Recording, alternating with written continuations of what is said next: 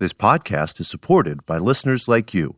We're grateful for your tax-deductible donation at newthoughtphilly.org or the link in the episode description. A practical prayer is a prayer that works. These discussions between Reverend Bill Marcioni and Carol Lawrence dive into the details of how it works and how to work it. Reverend Bill is a New Thought minister and the author of Practical Prayer for Real Results. Your new life begins with a new thought. Carol Lawrence is on a spiritual quest, finding the New Thought teaching after decades on the pulpit in 3 different traditional denominations. I've got some questions. Together, they're exploring the philosophy and activities that come together from many of the world's religions to create the practical spirituality that is New Thought.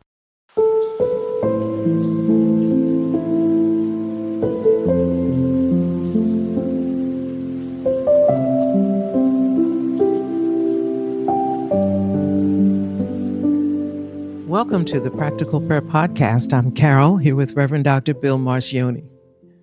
It is wonderful to have you back. Carol has been away, unavailable for the last couple of weeks. I've been solo, and it is just a delight to have you back. Thank you. Nice to be missed. To instill new and different questions and sometimes things that I wouldn't have thought of. And the one that you've got for us today is I don't know what to do. Mm-hmm. I think that it's a lot of that going around. And there's 2 ways that I see that. One, this is the perfect place, the perfect position to be in, to find or receive some kind of maybe divine download or some kind of divine direction. Because until you just kind of throw your hands up, you're still in it and figuring it. But unfortunately, there are situations that throw us into that feeling of helplessness and just not knowing what to do next. And there is a lot of fear in that as well.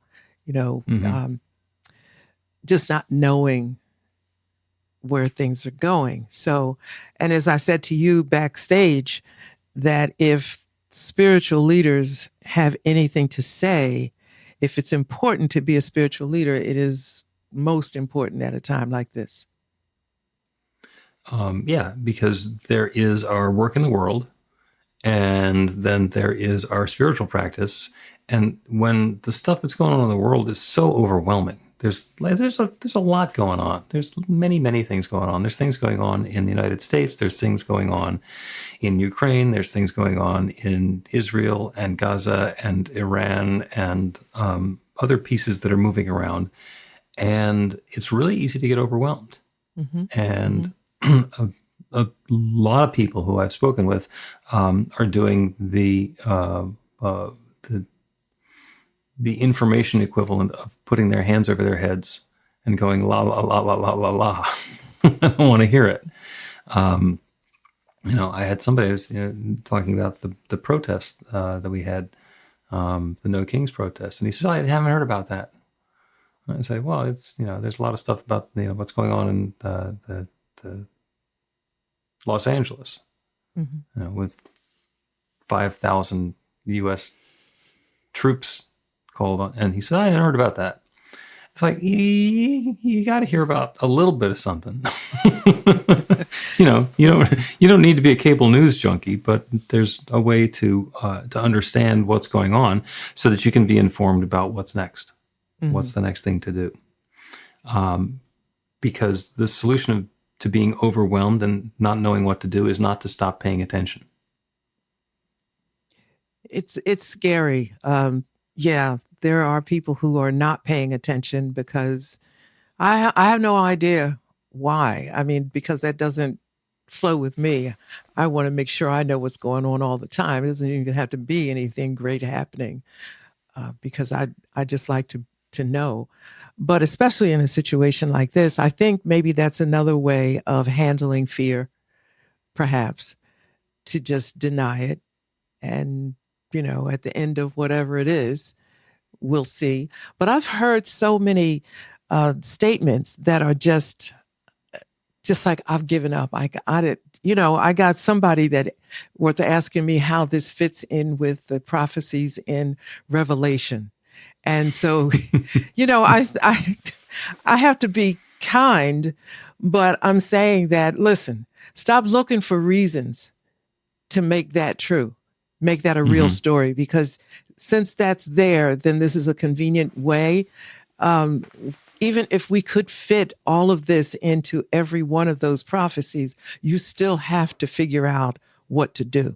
You're not going to sit Right. there on the couch and say, okay, I'll just wait until whatever. This is not a moment for us to be blind. I understand confusion. I understand fear. I understand everything, every emotion that people are experiencing. But at some point, we are not children. The children are depending on us. So somebody has to be the adult in the room. How about we go for that and see where we get to? Yep. And, with so much going on, it's easy to get overwhelmed and say, well, I can't fix all of this. And therefore I'm not going to try and I'm not going to pay attention. And my idea is we need to pay at least enough attention that we don't miss our cue. Mm-hmm. When there is something for us to do, we need to notice that it's ours to do. Because you've, fallen asleep in the middle of a movie. So he says, that was great, that plot twist. And you go, what? Because you missed it. And you don't have to stay glued to the whole thing. You don't have to get invested in all the drama, but you need to pay enough attention that you can hear your cue.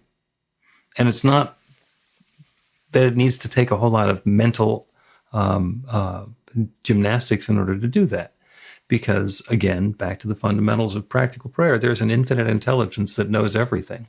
And that is the same intelligence with which we are thinking. So if what you want to do is just be guided to be paying attention at the right moment, that's the prayer. To know that that infinite intelligence is making me aware of exactly what I need to be aware of in exactly the perfect way and the perfect time. And if you're concerned that that's going to be like subtlety and tea leaves that you have to, and it's going to be clear and obvious, right up there and unmistakable, a big sign. This is and I want to not use the word that I want to use, but I can't figure out what to. This is our. We'll use it and then we'll unuse it. Okay.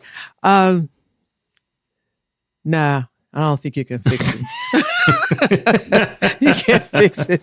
So this is okay. So this comes from pastoring 30 years, okay, in 3 different denominations.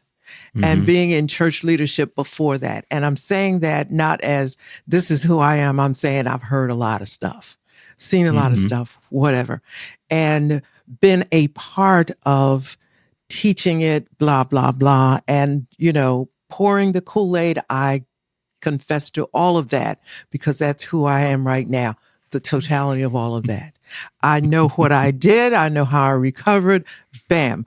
But here's the thing, no matter what church pew you sit in, whatever banner is across the door, it is taught as a lifestyle, whether it's organized religion, the doctrines and all of that. It's a lifestyle as well as in spirituality. I take this to be my lifestyle. So I'm looking for it to teach me how to live in any given situation. Okay, so that's wonderful. It's wonderful, but the situation is here. Every now and then, life situations hit, and there should be something. If you were paying attention at all, there should be something. That was my whole thing. Like, pay attention because you may need this information later. Right. When the divorce happens, the life doesn't turn out, the job doesn't turn out to be what you want. All of that sitting and being attentive and all of this super God stuff, and I mean that respectfully, it ought to work now because I never felt like I was sitting in church because I didn't have something else to do. I didn't pour into sermons because it was nice a creative thing to do. It was real to me, as well Yeah. as it is now. So when I say opportunity, you know, that was getting me to this point. This is big. This is major. And so now is the time to call on all of that wonderful stuff that we absorbed and that felt good. It had to be meaningful or it was for nothing. Yep. So that's why I kind of said, like, people don't know what to do. This is the time. Remind us what we're supposed to do, how we're supposed to think, what the mindset should be. We're not going to do it all on this, but that's the way, that's what people are looking for, I think. Yeah. Yep. There's the old joke about how you get to Carnegie Hall. Practice, practice, practice. It's the same way that you get to the spiritual groundedness is practice, practice, practice. So when somebody comes to me and says, I don't know what to do, tell me what to do, I tell them the same thing that I always tell them. Dive into your spiritual practice. And if you don't have a spiritual practice, then start one. And you can tell that it's a spiritual practice rather than a hobby because you do it on a regular basis. And it's like, oh, I meditate for 6 minutes every Sunday at the Sunday celebration. That's not it. I mean, it's a nice start, but what are you going to do on Monday? What are you going to do on Wednesday? And do you need to meditate, every morning or morning and evening? Do you need to meditate for an hour or 2 hours or 5 hours or 5 minutes or 10 minutes or like and I don't have an answer for that.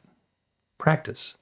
Do something and do it on a regular basis and then see how it fits and how it feels and how it works. And it doesn't just have to be sitting in silent meditation. It can be about finding an inspiring and uplifting and insightful book and reading from the Ascended Masters, from some of the people who are doing new work now. Listen to a podcast where you find it to be uplifting and insightful and informative. Watch a show on New Thought Media Network if it's something that particularly sings to you. And make sure that it gets not just to your head, not just something that amuses you, not something that just makes you feel good, but something that stirs your soul, something that inspires you with the awareness of that infinite creative power.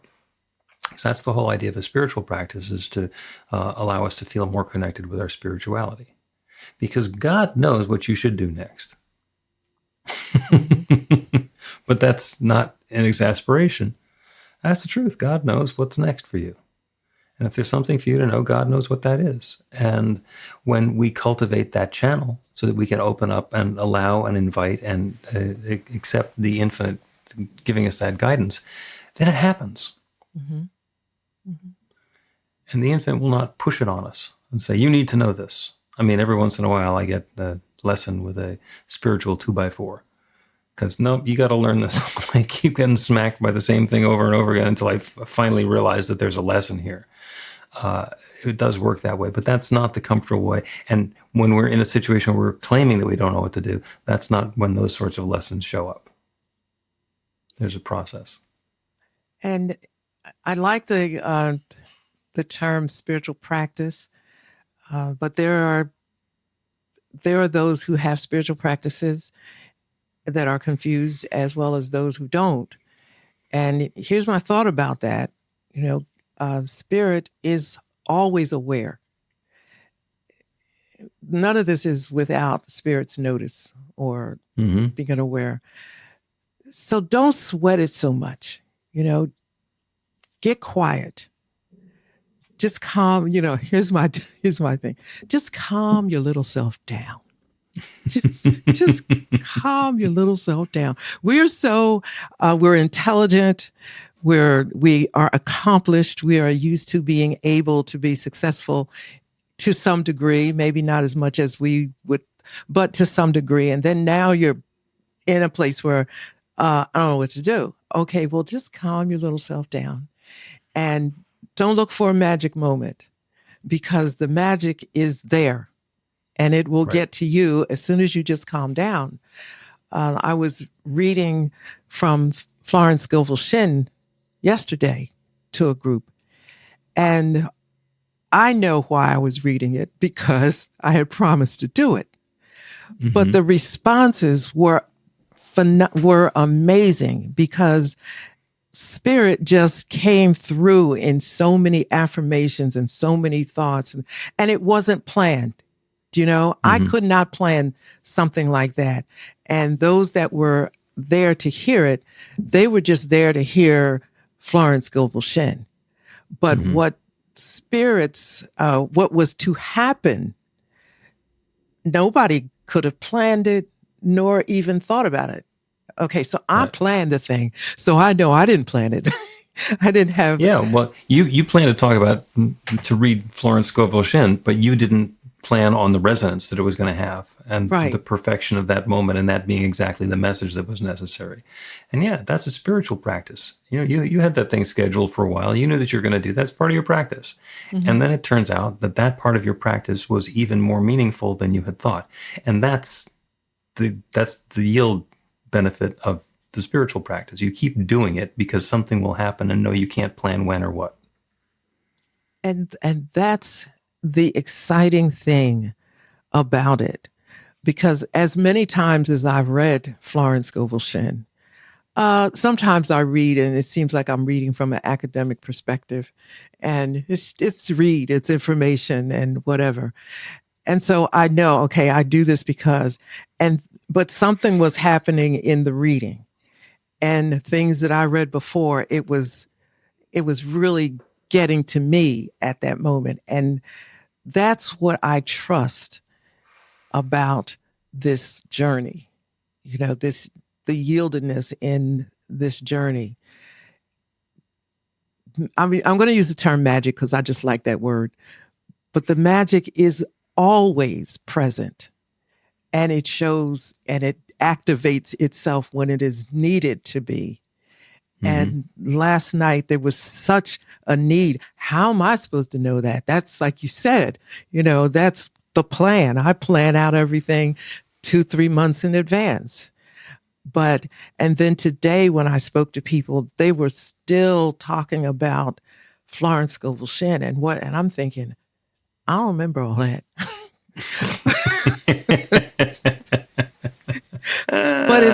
But it's not mine to do, it's not mine to know. It's mine to just show up. And so calm your little self down and show up and do what you always do and watch.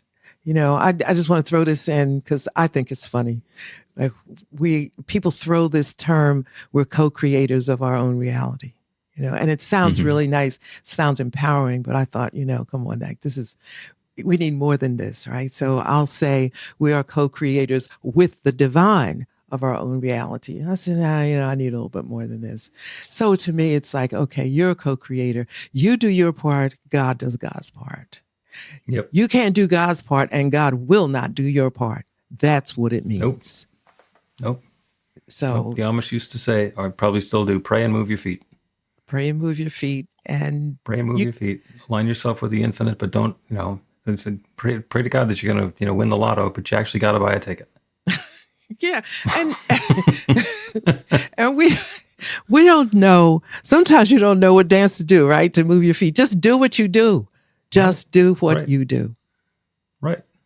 Because everything is necessary. Everybody is important. Oh, there's a great metaphor. Yes, we're dancing with the infinite, but we're not leading. If we're doing the wrong dance, we'll be guided into the right dance. Let's take a break, and when we continue, we'll talk more about knowing what to do when we don't know what to do. Learn to put practical prayer to work in your life. The steps are simple to learn and let you begin to get real results to create the life of your dreams immediately. Reverend Bill Marcione's widely acclaimed book, Practical Prayer for Real Results, gives you a clear summary of the New Thought principles behind practical prayer and the series of easy-to-understand steps found in the most effective prayers from religions and spiritual practices all over the world and throughout history. Practical prayer is not a replacement for your religion or practice. It's a technique to make the work you do in consciousness even more effective. The book includes 40 prayers on various topics that you can adapt as needed and use as your own. Practical Prayer for Real Results is available in paperback, Kindle, and audiobook on Amazon or at b-the-light.com. That's b-the-light.com.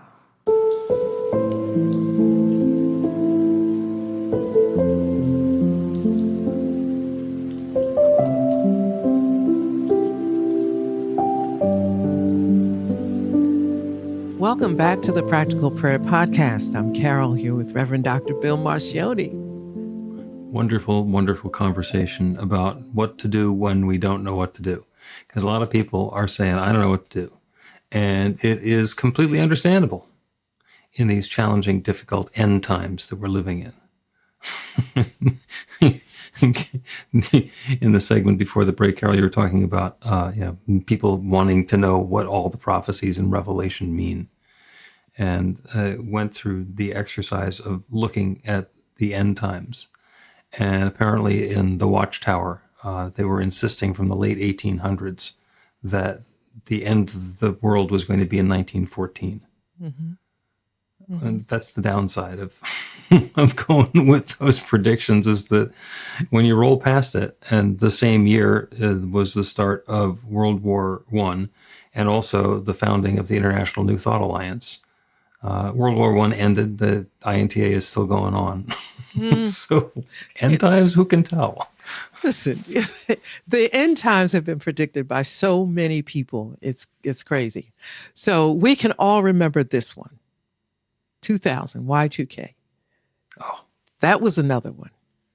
Mm-hmm. And I'm thinking, all right, now y'all might have had me way back, right, when you were talking about what, but how is this going to be the end? So everybody's grabbing water and toilet paper and stuff. I'm thinking, why bother if this is the end? Why bother? It was like, it was really crazy. And I was living in a wonderful, wonderful community. And I looked around and I said, now, I don't see anybody here panicking. When they panic, I'll panic. Mm-hmm. But I'm not getting in it.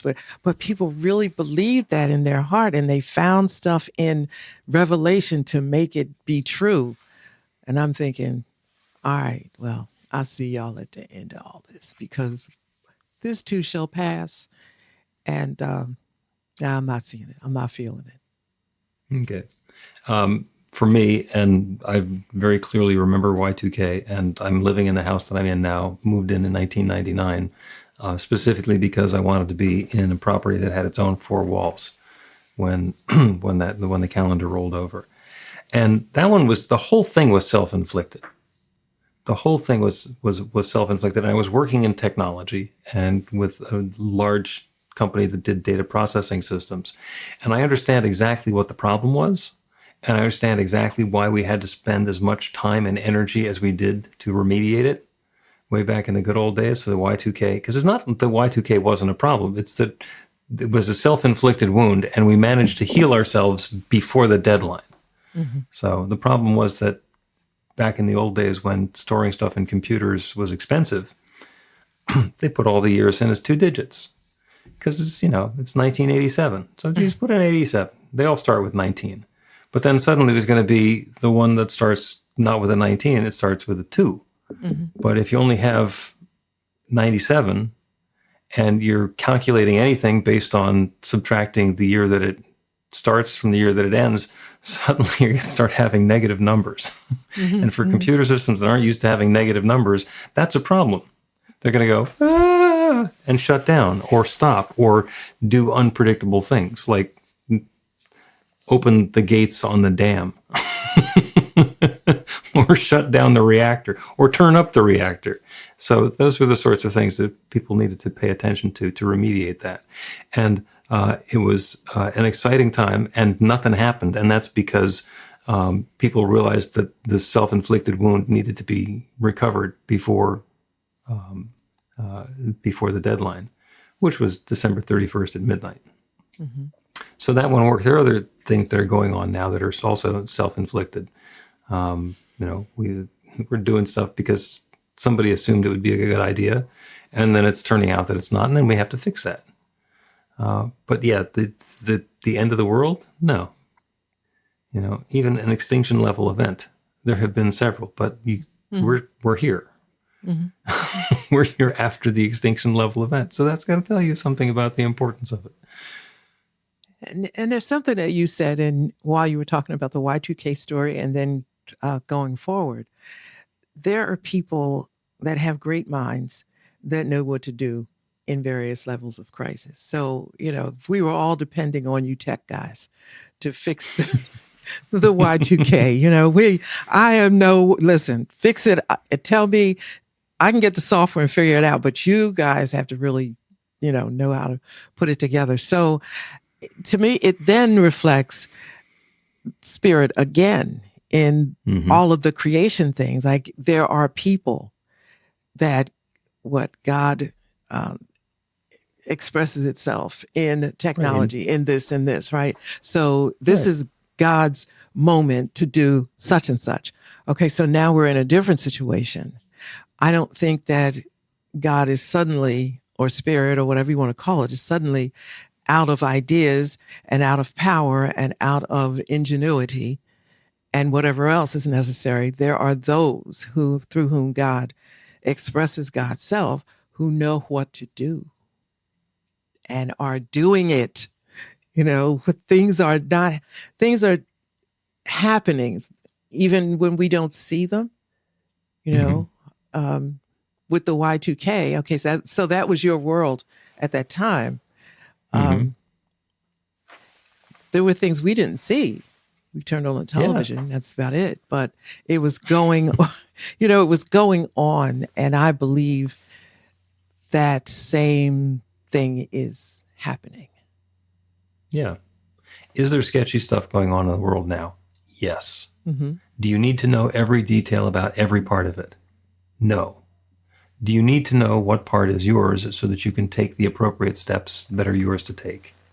Yes. That's the balance point that we need to find. That's the balance point that we're looking for, is to not get obsessed and not be in a place of ignorance, because when the moment comes and there's some action that needs to be taken by the unique expression of the infinite that's you or that's me, we need to be aware of it. We need to hear it. We need to notice it so that we can do what's ours to do. And in the meantime, let go of what's not.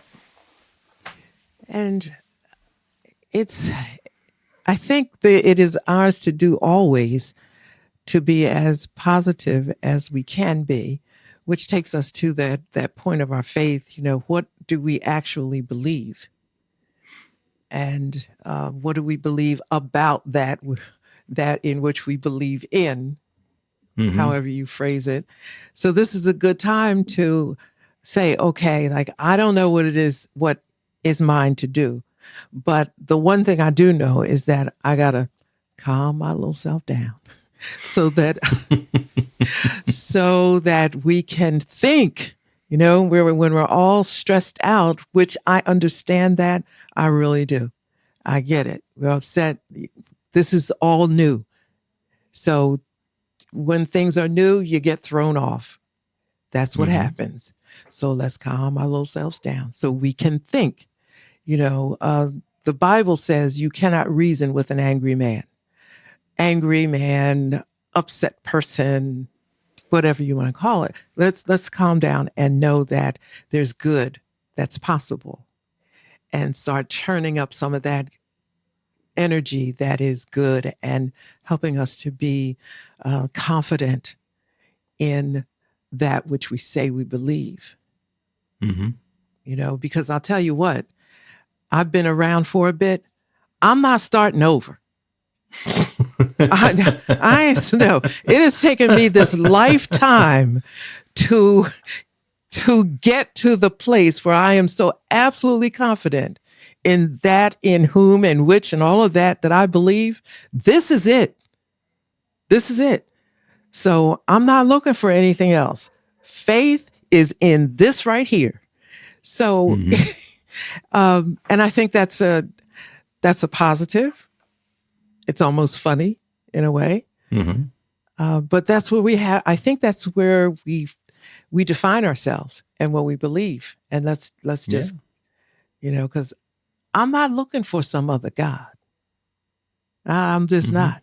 If that were the case, it would have shown up by now. So I know I'm on the right track. Mm-hmm. And sometimes it's necessary to kick it up a notch. Let's Yeah. take another break, and then we're going to do a prayer. And this is in direct response to I don't know what to do. Mm-hmm.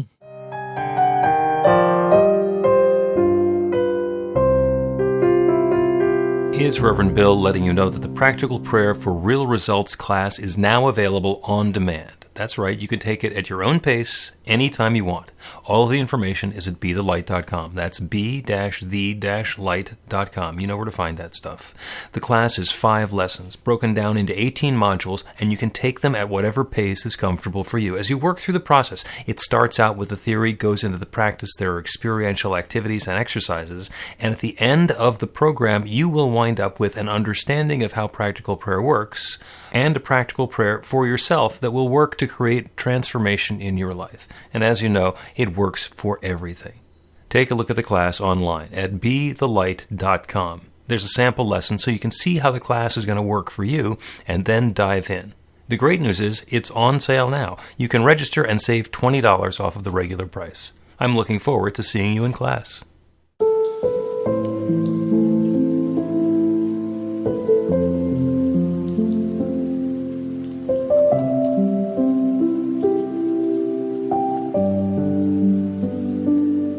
Welcome back to the Practical Prayer Podcast. I'm Carol, here with Reverend Dr. Bill Marcioni. Conversation has been amazing.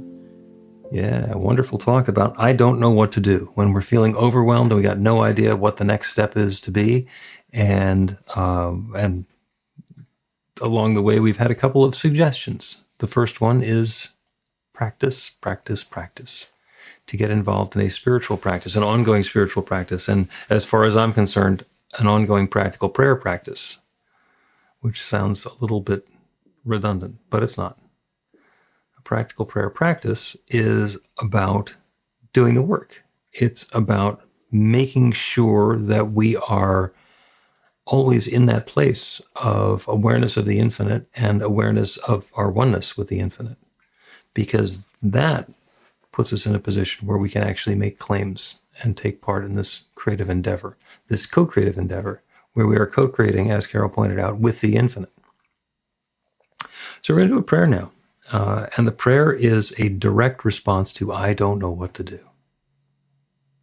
And the first thing to do is to allow yourself to be quiet and to be okay and to be present with that statement, I don't know what to do. And then get the idea of what the difference would be if you did know what to do. How would that feel? What's the feeling of, oh, now I know what to do. I know what my next step is. Because that feeling is available. That understanding and awareness of the next step is available. So that's what we're going to call on. And with the awareness of the next step that's ours to take comes the guidance of when to take it and how to do it and the way to engage. And the prayer is this, that there is one power and presence, one mind, one loving creative force that has created everything, that continues to create everything. That divine essence, the creative force behind galaxies, behind everything that exists everywhere, that one divine essence that we call God or Spirit or nature or the Big Bang, the creative energy that is sharing itself as all of its creation, is sharing itself right here and right now as me and as each of us. We are individualizations of that one divine power and presence. There is that one mind, that mind that at the beginning said, let there be, and now there is. The infinite intelligence that began exploding and unfolding and expanding in the Big Bang. Everything that exists everywhere has existed from that time. And since we can trace ourselves back in whatever our story is, to that oneness, to that singularity, to that initial intention of let there be, all of that is present everywhere. All of that is particularized and individualized, an expression of that one infinite power and presence. Well, that's true of everything. That's true of me and each one who is within the sound of my voice. We are each individualized expressions of that divine mind, of that limitless energy, of that infinite presence. And as such, all of the knowledge that's available anywhere is available everywhere, and it's available to us. The mind with which we think is that one mind. So at the time when we are concerned that we don't know what to do, we can become still and quiet and invite the infinite to inform us, to guide us, to illuminate us with an understanding, not of the entire big picture, but of what is ours to do. What is my next perfect step? And to trust in the absolute certainty that that divine intelligence, that God essence knows what to do. When I say God knows what to do, it's not a statement of exasperation. It's a claim of partnership. God knows what to do and is revealing my perfect part in it right here and right now, every step along the way. And that co-creative partnership is our willingness to take the steps that we are guided to take and then repeat the process and open to guidance again and take the next step. And that is how goodness is unfolding for each of us. Love is at hand, not some far-off idea, but right here, within our grasp. That divine creative power that abides within is creating this next experience in newness and freshness and goodness for each of us. And I'm grateful for it. I'm grateful for the guidance. I'm grateful for the peace of mind for each one as we go through this process, letting go of the thought that we don't know and opening to newness. And I'm grateful for the joyous stories we get to tell of the transformation that happens as we practice our connection and our alliance with this infinite creative power, and good and more good unfolds. So with gratitude for all this good, I speak this word and I release it into the creative law that creates everything. And I know it is now creating this. And so I let it be.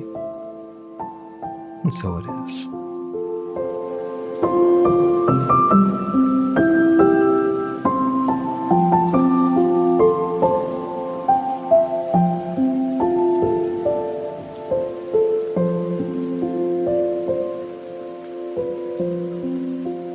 The Practical Prayer Podcast with Reverend Bill Marcioni and Carol Lawrence is a production of BeTheLight.com. be-the-light.com, where you can find more information about practical prayer for real results. Our theme is by Music of Wisdom.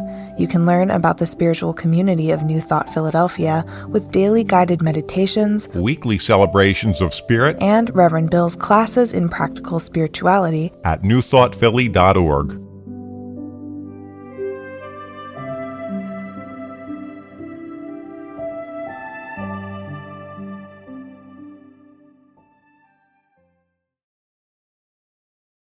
This podcast is supported by listeners like you. We're grateful for your tax-deductible donation at newthoughtphilly.org or the link in the episode description.